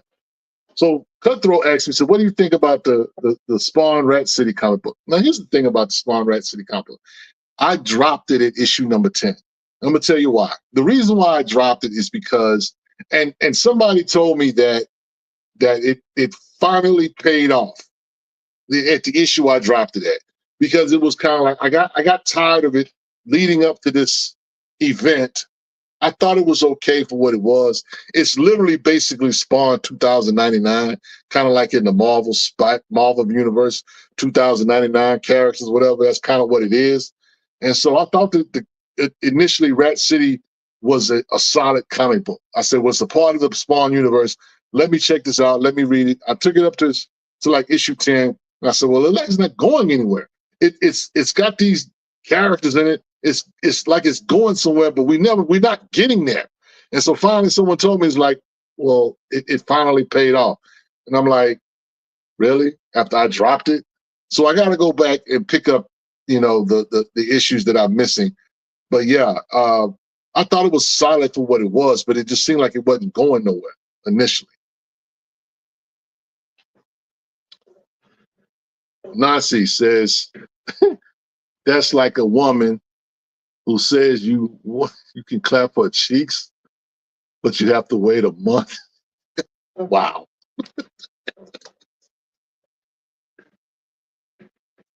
All right, Anas. You wild for that, bro. Okay. Oh my, I missed a lot. What's going on, Eclectic? So, but again, I'm reading all the Spawn books. The Scorch book that just finished. I finished reading that earlier today or whatever. Last issue on that. I think that's like issue 18. I want to say. That is somewhere.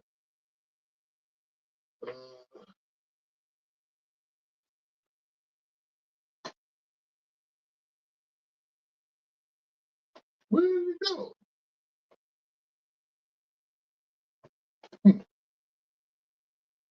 Yeah, issue 38. I'm sorry.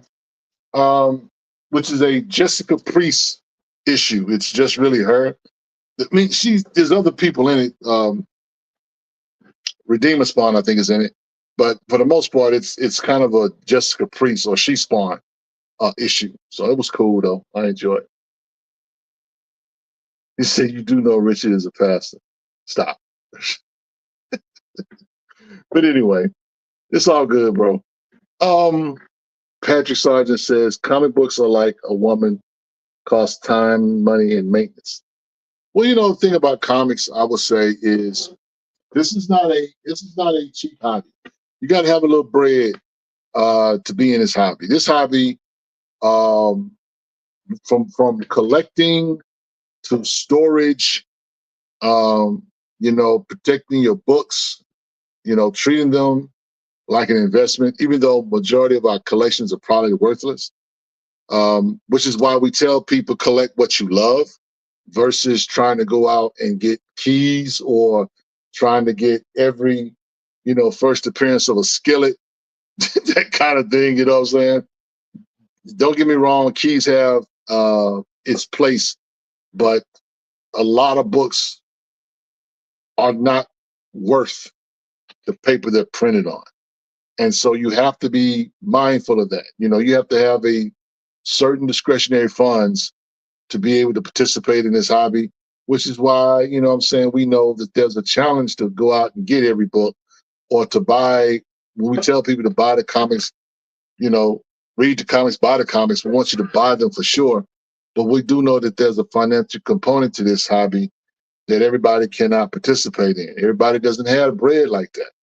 You know what I'm saying? And you know, but we insist that you, if you're going to be in this hobby, if you're going to participate in it, if you're going to make commentary in it, then you have to make a financial investment in it. You know what I'm saying? You just can't talk it, you got to walk it. You know what I'm saying? He said first, yeah, I know that's wild, bro. I'm just saying, but that's what it is, isn't it? First appearance of a skillet, first appearance of, you know, Black Panther's new draws. You know, we make we make everything you know, a key.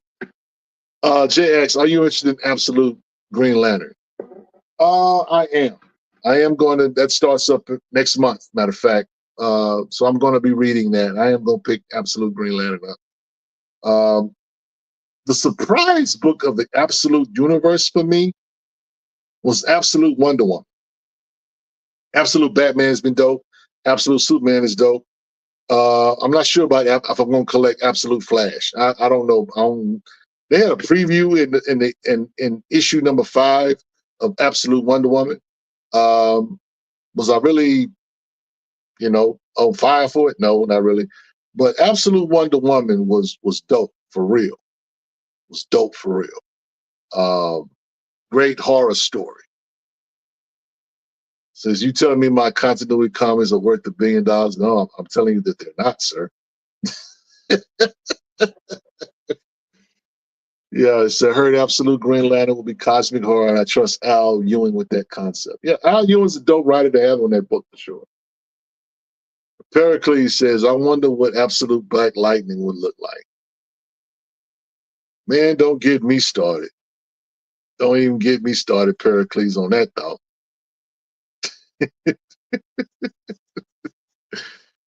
Yeah. Yeah, first, Patrick Sager says, first appearance of Black Comic Lord's logo on the book. Well, I can tell you what that is. That's Black Cotton issue number 6.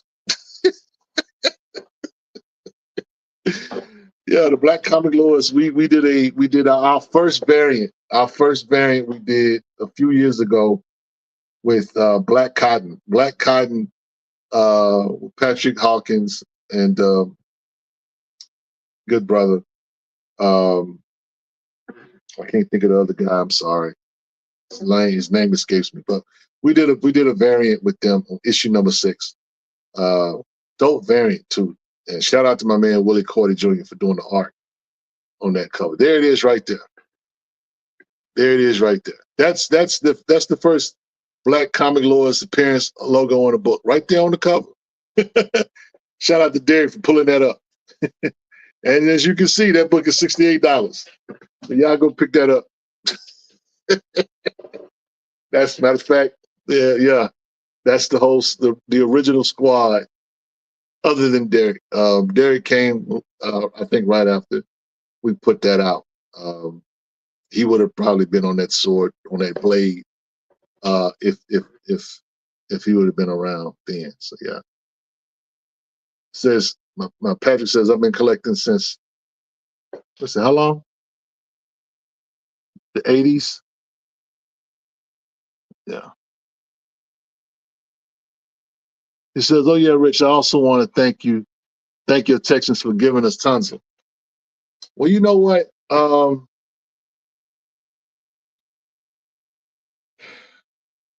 I mean, look, it's my thoughts about the Tunsil trade are, I think the reason why they moved Tunsil because Tunsil, I don't think he necessarily bought in all the way with with what the Texans were doing. Because little things will get said every now and then in the press or whatever, and it just not that it was divisive or that it was, well, he was canceled. He was a very good athlete, good team locker room guy, from what I understand. But you know what I'm saying. D'Amico Ryans is a young coach, even though D'Amico's a little bit older than Tunsil. But Tunsil's kind of like his own man, so to speak. And so I think they wanted to go younger. You know, because they're not rebuilding, but I just think they wanted to go younger. Tunsil's contract was an albatross, to be honest with you. It's like, okay, we need to make room to do some other things, because that's the thing. What good is it to have one guy on the line that's kind of an all-star or stellar player and the rest of your line is trash? Because even though he was on that line, C.J. Stroud was still running for his life after the season. So, yeah. Patty said, I used to live across the street from the Texas Stadium. Okay, that's what's up. H-Town in the building.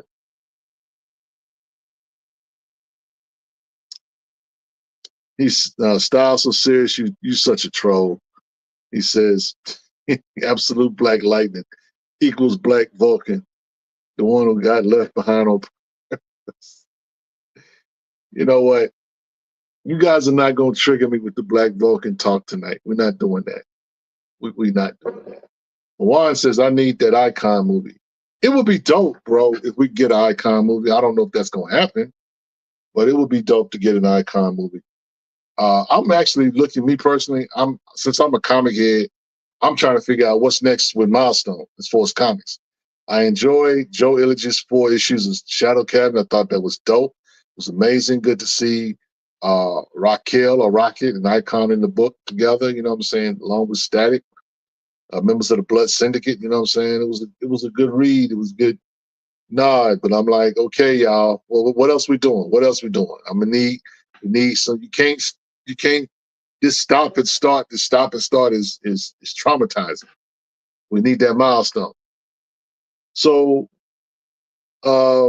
he asks, what are your favorite book runs?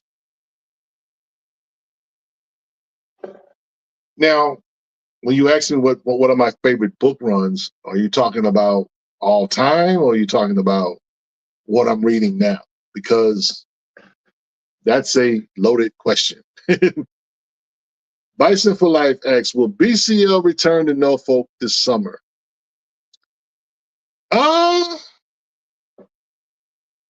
We cannot answer that in the positive yet. And the reason why I say that is because negotiations have not started for us to be there. There may be some Black comic lords there in Norfolk. I'll say it like that. But as us all together, that kind of thing, I cannot say that because that has not been confirmed yet. So, yeah. So I love getting to meet everyone. Well, you know, that's the thing too. I'll share it behind the scenes. You know, it may be a possibility I may not be able to go. My wife and I are going on vacation this year. And so because we're going on vacation and we're going to Orlando, you know, it may not be in the budget to go to Norfolk because it costs a little bread to go to Norfolk. But, you know what I'm saying, if I can get there and the dollars lined up for me to go, I'm gonna go. You know what I'm saying? But we'll see. We'll see. We haven't really chopped it up behind the scenes with the brass over at Atlanta Comic Con yet. And so even though we're like roughly 6 months out, you know what I'm saying? 6 months goes by in a matter of time. So hopefully they'll get the ball rolling on that and we'll see. But right now, I can't say whether or not we're going to be there.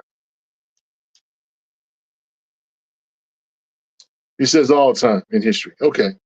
So favorite runs all time.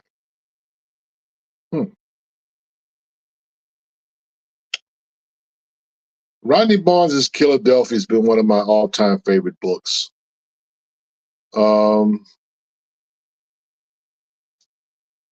Trying to think what else.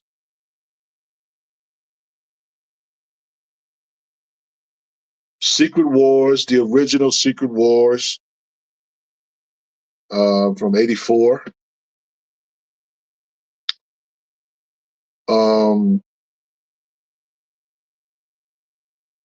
Black Lightning, Volume 1. Black Panther, Volume, I'm guessing that's 3 from '98. Christopher Priest run, which went like 60 issues, I want to say.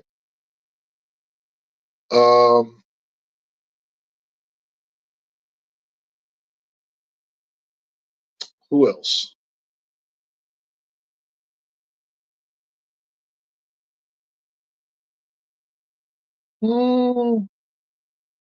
X-Men, Christopher Claremont X-Men, all that. Kingdom Come was another good run.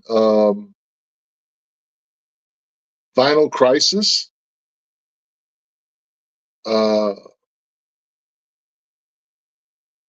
Is another great run that I enjoyed. The X-Men reboot.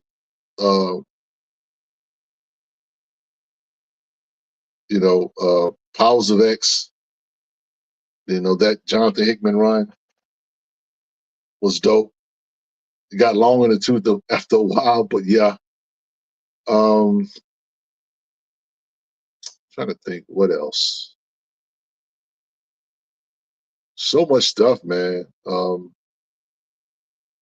So I enjoy books all over. I will say that Brother Man, Dictator of Discipline, was 111 issues. I enjoyed that tremendously.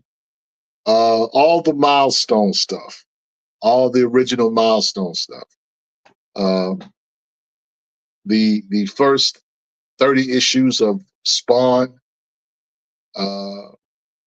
were, I think, fantastic. Yeah.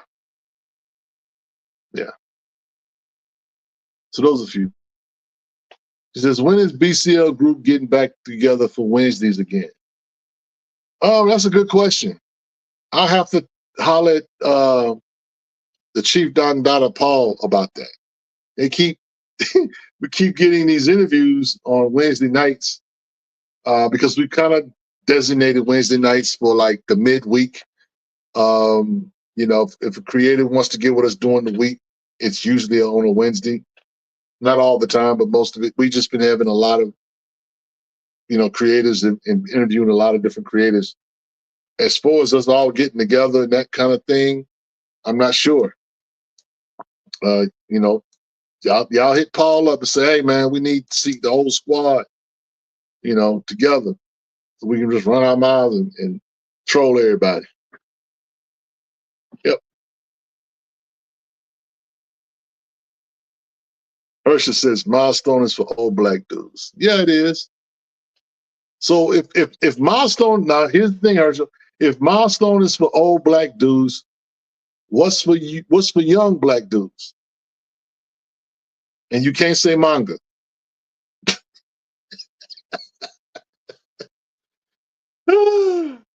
You can't say manga. Bison says, as a man of faith who is in seminary, I think you mentioned it, yes, correct me if I'm wrong, have you stopped reading a book that was against your morals as a Christian?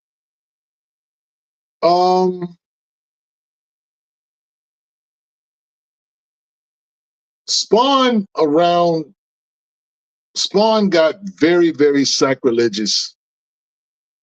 I would say in the, I want to say 70 to 80 issue range, got real sacrilegious. And some of the things that McFarlane was writing was very, very, I felt like it was blasphemous. And I dropped it. I know around issue 200 it got crazy too. I dropped it then. I picked up Spawn like years later. But as far as reading things that just kind of like, you know, put me not at ease, I have a palette that can take certain things, but certain things I'm just kind of like stay away from. I've never really just read something and said, you know what, I'm not reading this anymore. There's been very, very little things. I've only shredded 2 books in my life. I literally bought a book, shredded it because I just didn't like it. One was a book called Black Man, which was like a spoof book, which was trash, which is why I shredded. I literally took my shredder and shredded the copy of the book that I had. And there was a book not too long ago that came out. I don't even want to. I'm not going to even give it. I'm not even going to say what it was, but I felt like it was very sacrilegious, and I shredded that. So I'm, you know, I've read books on horror, comics or whatever. You know, I like Philadelphia, that kind of thing. So certain things don't bother me in terms of that regard because I read. My palette is very varied. I read comics as a lightweight thing. You know what I'm saying? I read a lot of heavy content, history, theology, you know, science stuff or whatever. And so comics kind of like is the ventilation, the outlet for that. You know what I'm saying? In terms of like, okay, I want to read something light, want to read something fun, I want to read something, you know, there's something that's not going to pull at me spiritually like that or whatever. I'm very well guarded, very prayerful. So I don't really allow a lot of things really in like that. You know what I'm saying? I can read a book, discern it, and say, okay, if this is just wickedness and I'm just like, you know, I see it drawing me in, I will, you know, put it away or whatever. But it's been rare. It's rare. But I'm not bulletproof. I'll say it like that. So yeah, you know. I think you just have to keep your eyes open. Keep your eyes open, always be guarded.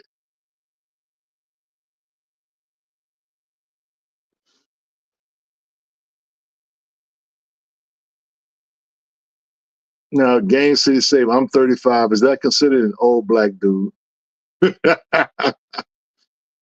Look,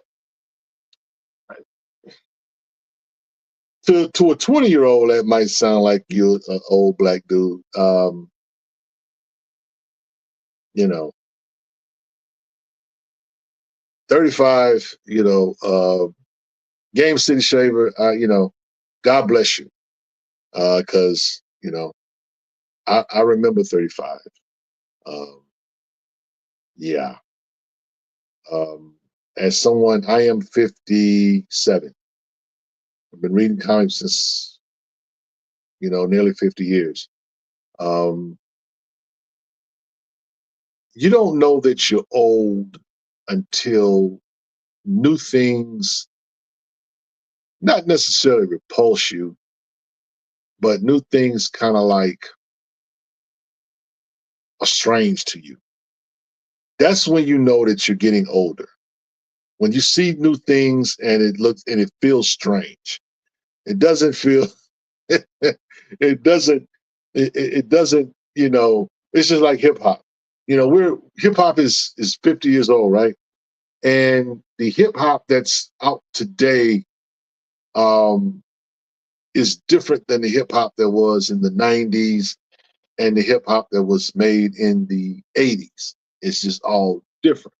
And so when you first hear some of the stuff that's like out here today, you're kind of looking at it like, wow, this is what they talking about. They're not even, you know, they mumble rapping, you know what I'm saying? And you can wind up hating on it because it's different. It's just not yours. It's not your version. I mean, you know what I'm saying? And me and Herschel used to kind of go back and forth when it comes to things like manga. I don't hate on young kids that love manga because it's comic, but it's their it's what they enjoy. It's like, for example, Dragon Ball Z for them is like our X-Men, if that makes any sense. They were exposed to Goku and all of that stuff, and that's what they cherish, and that's for them, that's the OG stuff, even though Dragon Ball Z to me is very, very new. My brother was into Dragon Ball Z very, very heavy. Matter of fact, he has all the original VHS tapes and all that stuff. And so my brother's a little bit younger than I am, but I never really just crossed over to anime like that. You know what I'm saying? I was 100% a comic head above everything. Cartoons are cool, you know what I'm saying? But I was already a quote unquote old head when Batman, the animated series, came out. I could listen to it, I could watch it, and it's cool for what it is. But my Batman is Batman from 1966 with Burt Ward and Adam West and Super Friends on, you know, as far as cartoons go. And so you see this new stuff, it's different. Some of it's fire, some of it's like, I don't know what that is. But it doesn't mean it's not dope. But at the same time, if it feels strange to you, or you can literally feel like it's trash without giving it a chance. You know, so I try not to be too critical, even though I can be that old dude on the lawn, get off my lawn at times when it comes to some of this stuff. So yeah.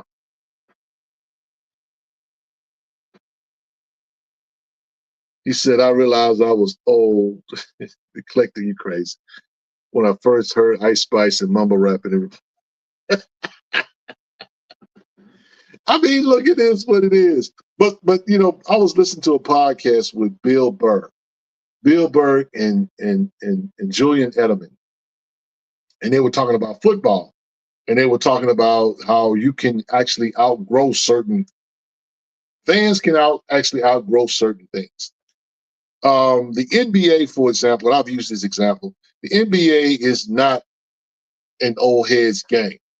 There are some old heads that try to stand up for the new players today, but the NBA of today it looks nothing like the NBA of old, which causes many of the people that's in the NBA now and people that just retired or whatever to think that the old game is just that old, and it could not.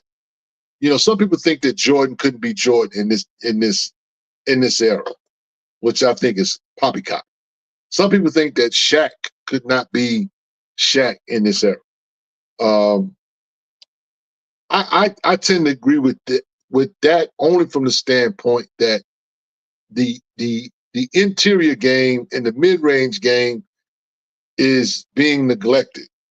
So everybody's shooting 53s a night. So that's the way they're playing the game now.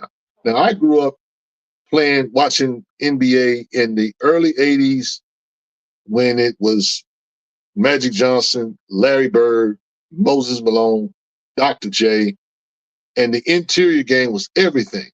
So it's different, you know what I'm saying? And so because it's different, I can just naturally hate on it because I can't relate to it. It is what it is. Now, I do think that in this generation, we're talking about hip hop, I do think that there are industry plants in this industry today. I do think that some of this stuff is literally being put before people to digest because that's what they've chosen to kind of like feed to people. You know, the talent level in this is not that good. Not that good. It's just not that good. Yeah. Now, let's see what we got.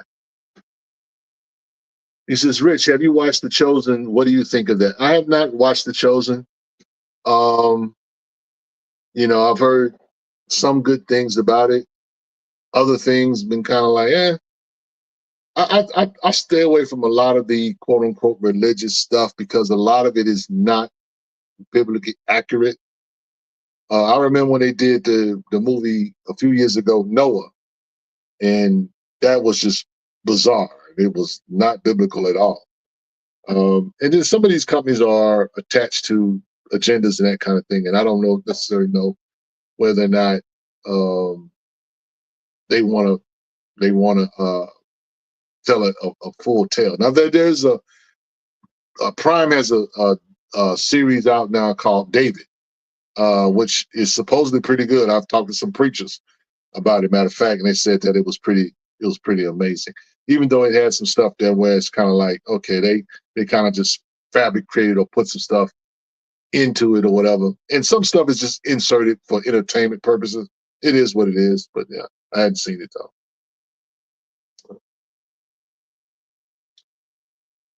Patrick says boom bap versus drill. You know, I'm a boom bap guy. You know what I'm saying? As far as that goes. Drill is, like I say, it's not my era. I'm not even comfortable talking about it because it's not my era. These kids, they snitching on themselves. They violent. They putting they putting all kind of stuff out here. So it is what it is. Yeah. So anyway, guys, look, I'm gonna go ahead and wrap this up for tonight. It's been cool hanging out with y'all. I want to thank you guys all for coming.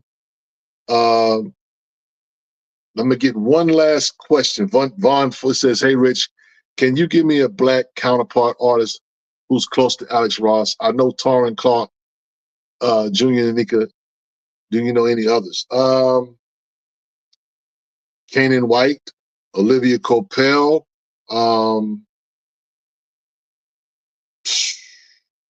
Marcus Williams.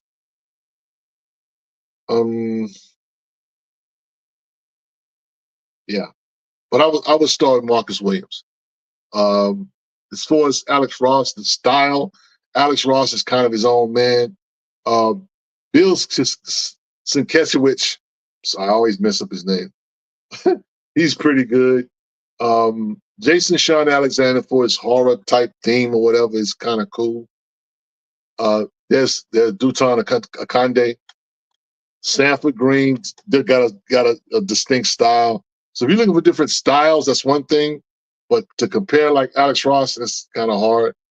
But anyway, look, we got to get up out of here, man. I want to thank you guys for coming tonight. I appreciate y'all. Thank you. Could have been anywhere else, but you hung out with your boy. So yo, I'm gonna end it with the benediction. The benediction comes from Proverbs 17:17. It simply says, "A friend loves at all times, and a brother is born for adversity." From the stronghold of this black comic lords and black superheroes forever, it's your man Rich. And until next time, we say peace. We see you when we see you. Good night, y'all.